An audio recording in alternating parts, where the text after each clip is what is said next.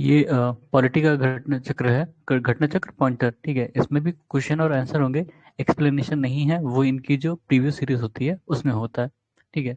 तो इसमें पहला टॉपिक है constitution, the constitutional development of India, which act of British parliament abolish the east India company monopoly over trade in India. देखो, east India company का जो monopoly था India में कब खत्म हुआ? चार्टर एक्ट 1813 से, ठीक है। By which act Legislative Council of India received the power to discuss budget? किस लेजिस्लेटिव, मतलब किस एक्ट से जो लेजिस्लेटिव काउंसिल थी उसको बजट को डिस्कस करने का पावर मिला था? सिर्फ डिस्कस करते थे, वोट नहीं करते थे, ठीक है। Indian council act 1892, in which act the provision was made for the establishment of Supreme Court of at Calcutta, regulating act 1773, ठीक है। तो पहले सुप्रीम कोर्ट ऑफ इंडिया नहीं होता था, सुप्रीम कोर्ट एट कलकत्ता, ठीक है। जो सुप्रीम कोर्ट पहला बना था वो कलकत्ता में, रेगुलेटिंग एक्ट 1773 से। By which act federal court in India created? Government of India act 1935, ठीक है। जो फेडरल कोर्ट ऑफ इंडिया बना था वो गवर्नमेंट ऑफ इंडिया एक्ट 1935 से। फिर ये करेक्ट मैच करना है इसमें, regulating act 1773, establishment of Supreme Court, Pitt's India Act 1784, establishment of Board of Control, और चार्टर एक्ट 1813, इससे क्या था? Permission to English missionaries to work in India.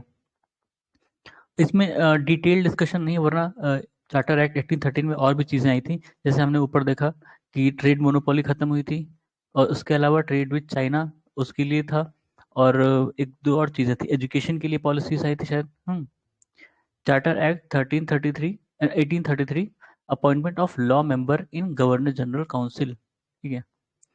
In context of Indian history the principle of dyarchy या dyarchy refers to division of subject delegated to provinces into two categories, ठीक है। इसमें दो तरह की सब्जेक्ट को दो भागों में डिवाइड किया गया था, एक जिसपे लेजिस्लेचर कानून बना सकता था, और दूसरा जो रिजर्व थे। रिजर्व किसके पास? जो प्रोविंसेस के गवर्नर जनरल होते थे या लेफ्टिनेंट गवर्नर होते थे, ठीक है।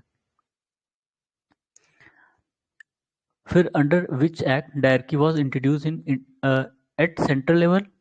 Government of India act 1935।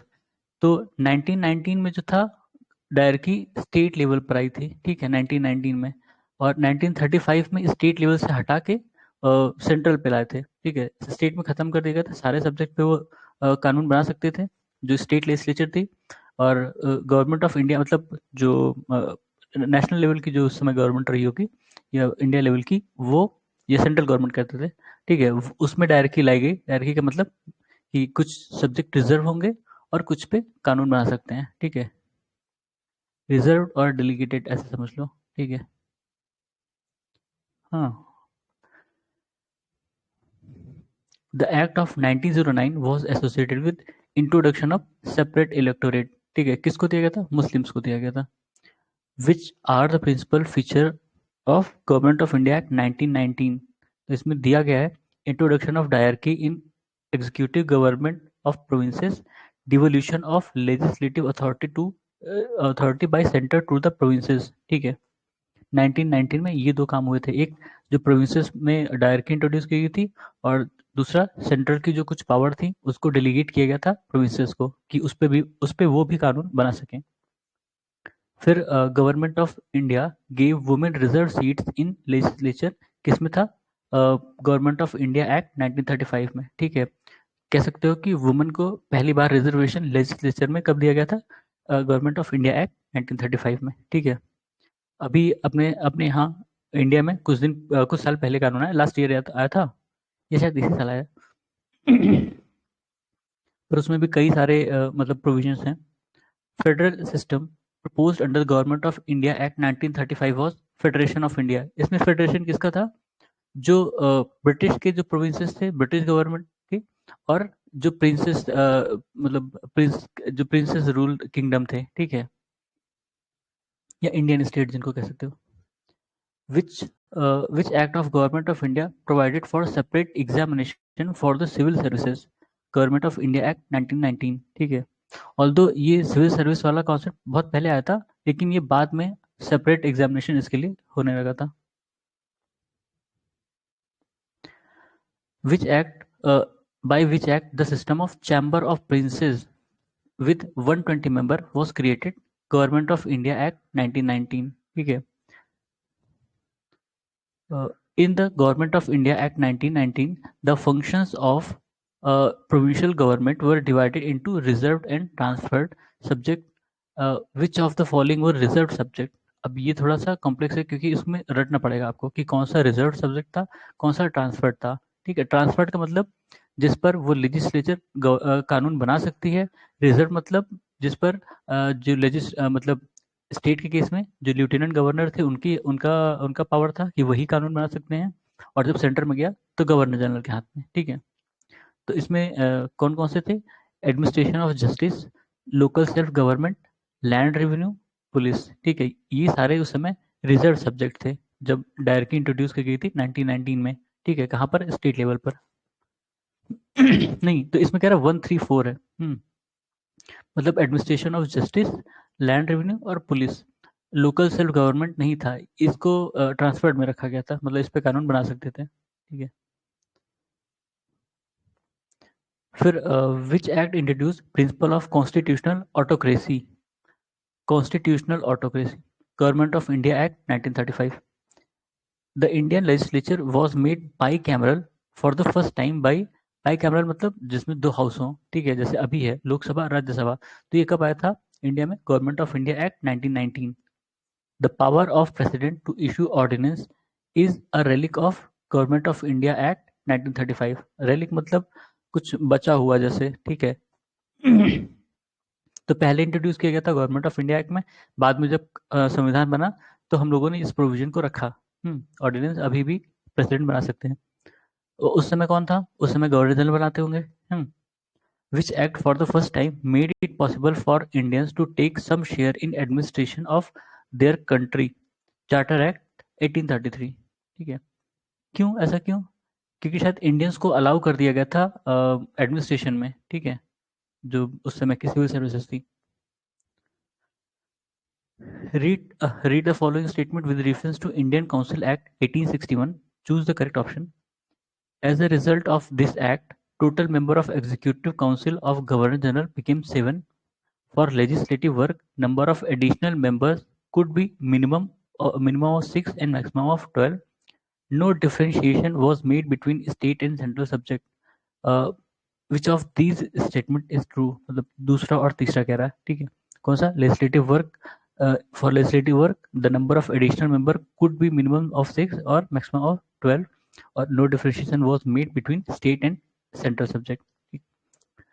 The distribution of power between center and state as in Constitution of India is based on which act? Government of India act 1935।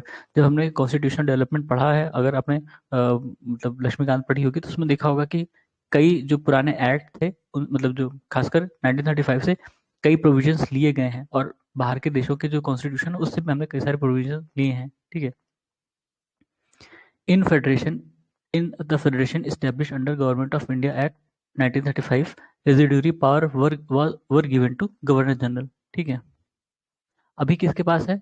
Governor general के पास, मतलब president के पास नहीं है, parliament के पास है। ठीक है, रेजिड्यूरी पावर। रेजिड्यूरी पावर मतलब क्या होता है?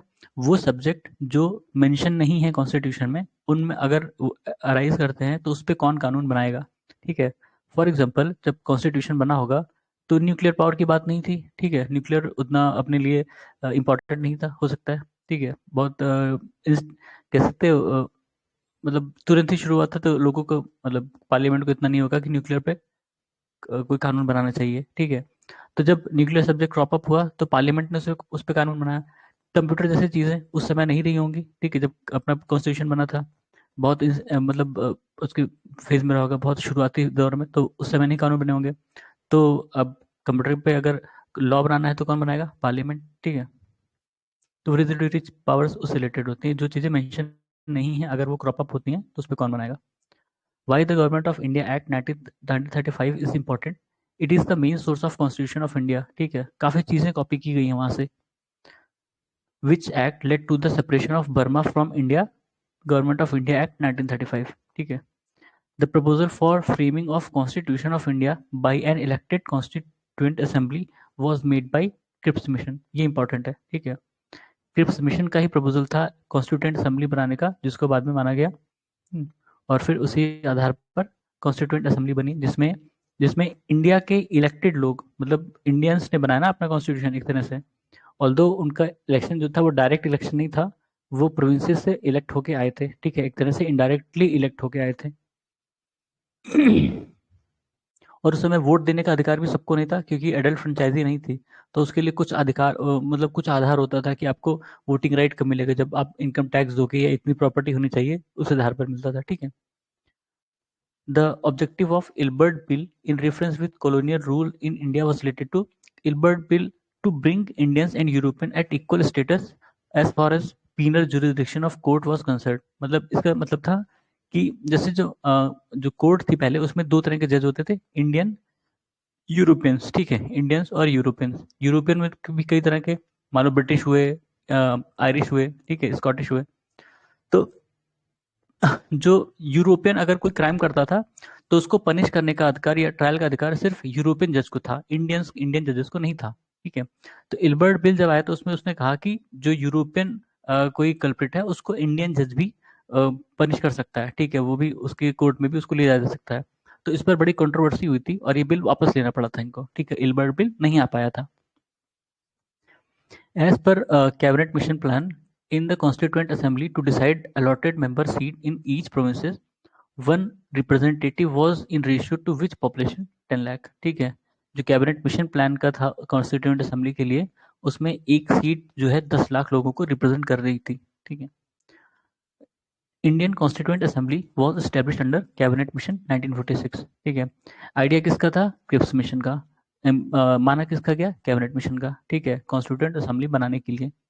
The first interim the first interim national government was announced on 24 August 1946, ठीक है। In the interim government formed in 1946, vice president of the executive council was Jawaharlal Nehru, ठीक है।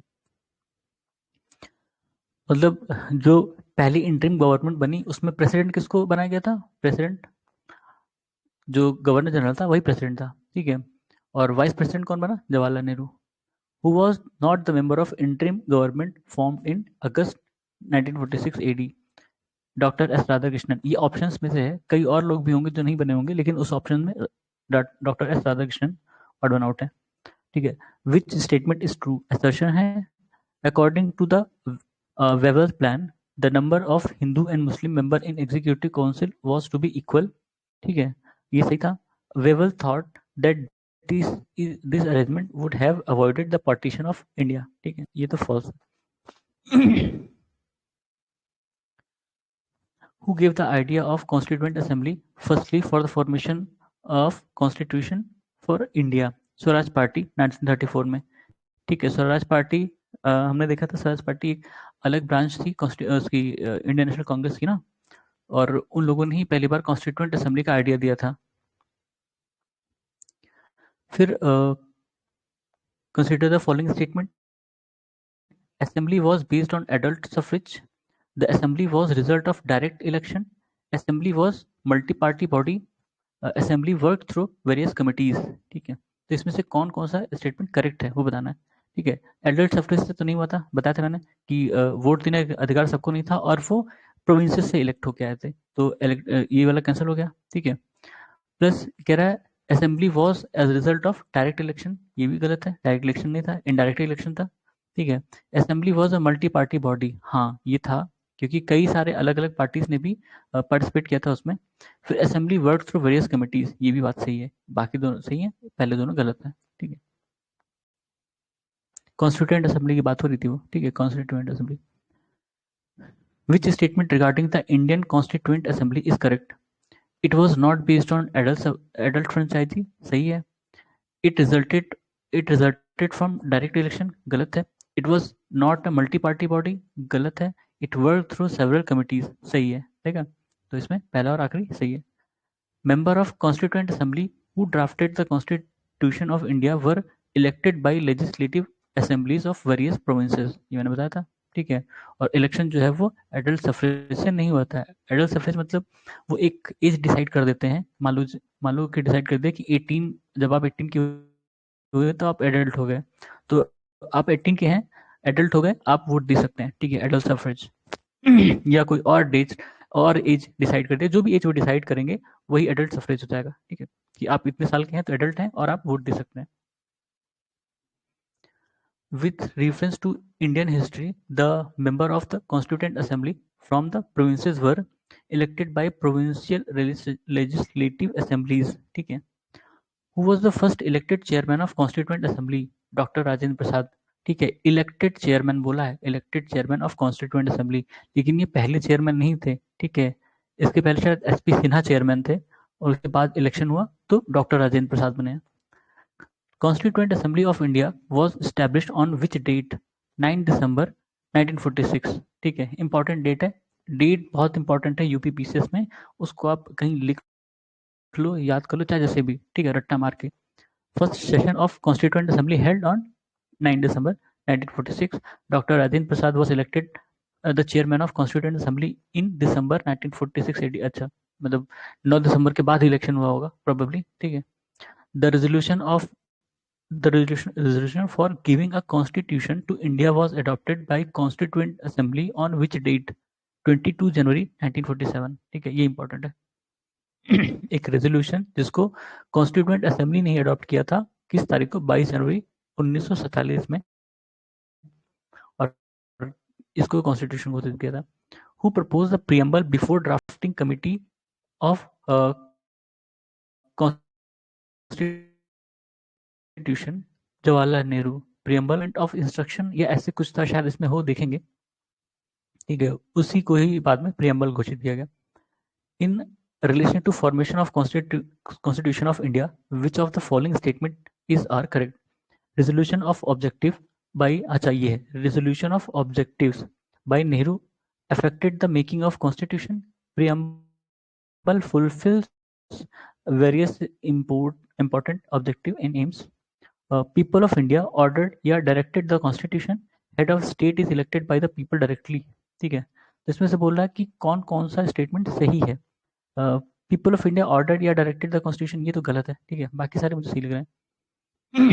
देखो इसमें क्या सही बता रहा है, resolution of objective by Nehru affected the making of constitution, correct बोला है, ठीक है। Preamble fulfils various important objective aims, सही है। People of India order directed the constitution, अब ये कैसे है नहीं पता, ठीक है, क्योंकि पीपल का इन्वॉल्वमेंट नहीं था, उन्होंने इनडायरेक्टली इलेक्ट किया था। हेड ऑफ स्टेट तो नहीं इलेक्ट होते हैं डायरेक्टली, ऑब्वियस बात है, इवन गवर्नर आज के ज़माने में गवर्नर भी इलेक्टेड नहीं है, ठीक है। How many sessions of Indian constituent assembly were conducted for the formulation of Indian constitution? 12, ठीक है, 12 सेशंस हुए थे, दो 2.5 साल के अंतराल में। करेक्ट मैच, अच्छा करेक्ट मैच करना है। First vice president of constituent assembly H C. Mukherjee. The only Congress member of drafting committee K M. Munshi. Representative of Rajasthan princely state V T. Krishnamachari. Chairman of union constitution committee Jawaharlal Nehru, ठीक है। Who was the chairman of union constitution committee at constituent assembly? Jawaharlal Nehru, अभी ऊपर देखा था। फिर अलग अलग, क्योंकि उसमें बताया ना कि बहुत सारी कमिटीज थी जिन्होंने मिलकर इसको कॉन्स्टिट्यूशन को बनाया, ठीक है। जैसे हमारे फंडामेंटल राइट है उनके लिए अलग कमेटी थी, जो स्टेट है उनके पावर्स के लिए अलग कमेटी थी, ठीक है, फिर उनकी भी सब कमेटी थी, तो उनके अलग अलग चेयरमैन थे, उसमें मेंबर, मतलब मेंबर वो हो रहे थे कि मतलब ओवरलैप हो रहे थे कि इसमें भी मेंबर है उसमें मेंबर है, पर उनके चेयरमैन अलग थे, ठीक है।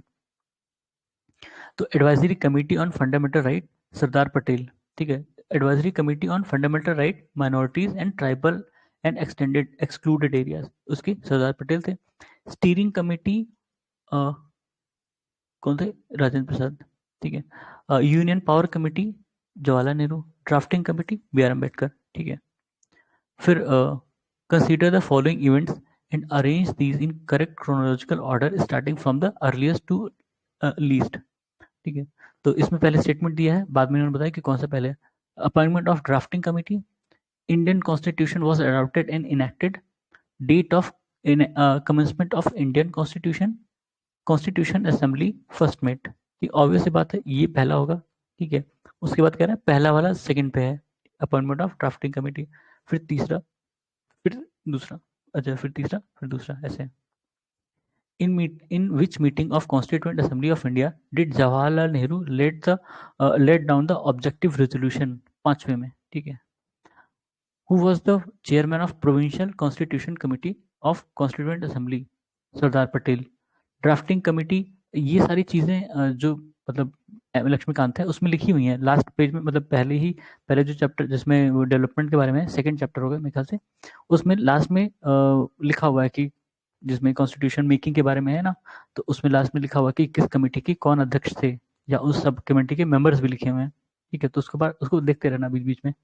Drafting committee of constituent assembly under B R Ambedkar had how many other members? 6। ठीक है। Who among the following were members of the drafting committee of constitution? कौन कौन थे? अब इसमें नाम दिया है, इसके बताना है। ठीक है, जवाहरलाल नेहरू नहीं थे, बाकी सारे थे शायद। जी गोपाल एन गोपालस्वामी, अलादी कृष्ण अय्यर, और सरदार पटेल भी नहीं थे। ठीक है, नेहरू भी नहीं थे। Constituent Assembly set up drafting committee under chairmanship of Dr. B.R. Ambedkar on which date? 29th August 1947. ठीक है। Who was the constitutional advisor at the time of formation of constitution? B.N. Rao. ठीक है, B.N. Rao. When did the Constituent Assembly adopted national flag? ये बहुत बार पूछा गया ये question. ठीक है, 22 जुलाई 1947. Who was the chairman of National Flag Committee? Dr. Rajendra Prasad. Which is correct statement regarding the following statement? Uh, the design of national flag was adopted on Constituent Assembly on 22nd July 1947. अभी हमने देखा था, सही है। ठीक है। The wheel in national flag has 21 spokes. गलत है, शायद 24 है ना। The ratio of the width of national flag to its length is 3:4. ये भी शायद गलत है। इसमें कौन सा है? The constitutional the design of national flag was adopted on, ये एक ही स्टेटमेंट सही है, बाकी दोनों गलत है। ये भी गलत है, ये भी गलत है। जो रेशियो शायद 2:3 है। ठीक है, 2:3 है। When the third reading of Indian Constituent Assembly started, said 17th November 1949 and completed on 26th November 1949. ठीक है। The Constitution of India was completed on which date? 26 November 1949। मतलब जो उसकी थर्ड रीडिंग खत्म हो गई तो समझ लो कॉन्स्टिट्यूशन कंप्लीट हो गया। इसलिए कॉन्स्टिट्यूशन डे हम मनाते हैं 26 नवंबर 19, मतलब हर साल 26 नवंबर को कॉन्स्टिट्यूशन डे मनाया जाता है। ठीक है, और 1949 में कंप्लीट हुआ था। Mention the correct date of last meeting of constituent assembly of India? 24 जनवरी 1950। क्यों? कमिटमेंट था ना, वो पहले ही मान लिया था कि ये हमारा 24 जनवरी जो है इंडिपेंडेंस डे होगा। ठीक है, कौन सा था? लाहौर सेशन था रावी नदी के किनारे, उसी में तो माना था शायद कि 24 जनवरी। ठीक है, नहीं 26 जनवरी होगा, तो ये 24 क्यों लिखा है नहीं पता। Mention the correct date of last meeting of constituent assembly, लिखा था 26 था, चलो देखते हैं। Why 26 January was selected as the date for inauguration of constitution? Congress had observed it as independence day in 1930। ठीक है, अब ये 24 जनवरी देखना पड़ेगा करेक्ट है कि नहीं। कह रहा है कि लास्ट मीटिंग कॉन्स्टिट्यूएंट असेंबली की कब हुई? 24 जनवरी। 24 जनवरी को क्यों आएंगे? क्योंकि 26 तक तो खत्म हो गया था प्रोसेस सारा। 26 January 1950 बोला, 24 January. The Constitution of India was enacted on 26 November 1949 by Constituent Assembly। ठीक है, The Constitution of India was adopted and enacted on 26 November 1949. Constitution Day of India is celebrated on 26 November. Dr. B.R. Ambedkar was elected to the Constituent Assembly from Bombay Presidency। ठीक है। What is the year of birth and death of Dr. B.R. Ambedkar? 1891 और 1956? 1891 पैदा हुए थे, 1956 उनकी death हुई थी। In which year Jan Gan Man adopted as the national anthem of India? 24 January 1950. The state emblem was adopted by Government of India on 26 January 1950. ठीक है। Which is the correct statement regarding the following statement? Discuss the third The discussion of third round table conference eventually led to the passing of Government of India Act 1935. ठीक है, ये सही बात है, क्योंकि third क्या मतलब 3 कॉन्फ्रेंस हुई थी मिला जुला के, 3 राउंड टेबल कॉन्फ्रेंस हुई थी, बस जो भी उसका डिस्कशन था उसी के आधार पर इन लोगों ने गवर्नमेंट ऑफ इंडिया एक्ट बनाया था। ठीक है, government of India act 1935 provided for the establishment of all India federation to be based on union of provinces of British India and princely states. ठीक है, हाँ सही बात है, दोनों करेक्ट स्टेटमेंट है। With reference to the proposal of Cripps mission following are correct statement. इसमें से कौन सा? The Constituent Assembly would have member nominated by provincial assemblies as well as princely states। नहीं, provincial से तो देखा था ना, elected थे, nominated नहीं थे, princely से वो nominated थे। ठीक है, any province which is not prepared to accept the new constitution would have the right to sign a separate agreement with Britain regarding the future state। ठीक है, सही था, सिर्फ दूसरा वाला करेक्ट है, पहला वाला गलत है। ठीक है, फिर assertion reason है, assertion में क्या है? The Constitution of India provide for all necessities of the country और it is known or called as adopted constitution। ठीक है, दोनों ही मतलब दोनों ही करेक्ट स्टेटमेंट एक तरह से, लेकिन एक्सप्लेनेशन सही नहीं है। मतलब एक्सप्लेनेशन सही नहीं कि इन द सेंस कि अगर इसके आगे मैंने बताया था ना कि अगर इसके आगे वाई जोड़ दो और उसका आंसर मिल रहा है तो वो करेक्ट एक्सप्लेनेशन है, और नहीं है तो स्टेटमेंट करेक्ट हो सकता है लेकिन जरूरी नहीं कि वो करेक्ट एक्सप्लेनेशन हो। ठीक है, deferment of adult franchisee for 15 years was advocated in Constituent Assembly by मौलाना आज़ाद।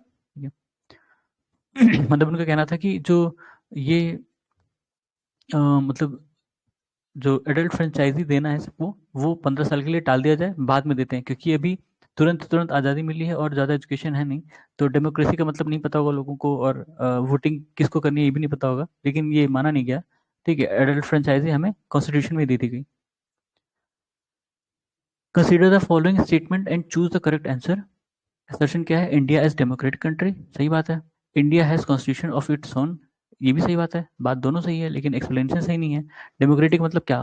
कि आपको वोट करने का अधिकार है, आपके जो हेड ऑफ स्टेट है वो भी इलेक्टेड है। ठीक है, मतलब स्टेट मतलब आपका इंडिया के जो प्रेसिडेंट है। Who advise that Indian National Congress should be disbanded as a political party after the independence of India? Mahatma Gandhi.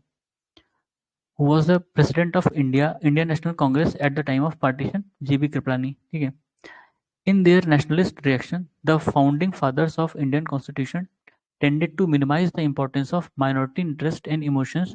This view is credited to Ivor Jennings। अभी इन लोग के बारे में पढ़ेंगे, जो कॉन्स्टिट्यूशनल एक्सपर्ट्स होते थे उनकी क्या ओपिनियन है इंडियन कॉन्स्टिट्यूशन को लेके, ये आगे वाले में आएगा, आगे क्वेश्चंस में। ठीक है, फिर है constituent assembly was Congress and Congress was India. Who said this? Granville Austin. ठीक है, ग्रैनविल ऑस्टिन ने कहा था कि कॉन्स्टिट्यूएंट असेंबली कांग्रेस है और कांग्रेस ही इंडिया है, क्योंकि कॉन्स्टिट्यूएंट असेंबली में ज्यादातर मेंबर जो थे वो कांग्रेस पार्टी से थे। अदर पार्टी का रिप्रेजेंटेशन था लेकिन वो बहुत बहुत बहुत कम था।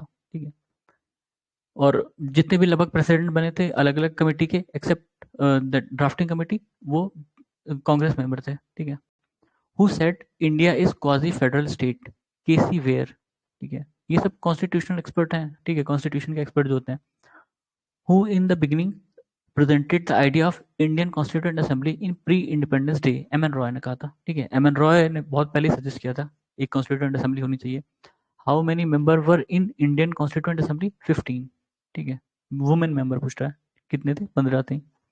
Who said India self reliant social system the rural system in India is tiny Republic?